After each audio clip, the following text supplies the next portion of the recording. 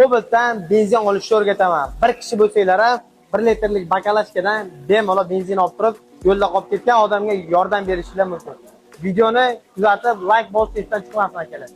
Pult oldinglarda bo'lishi kerak.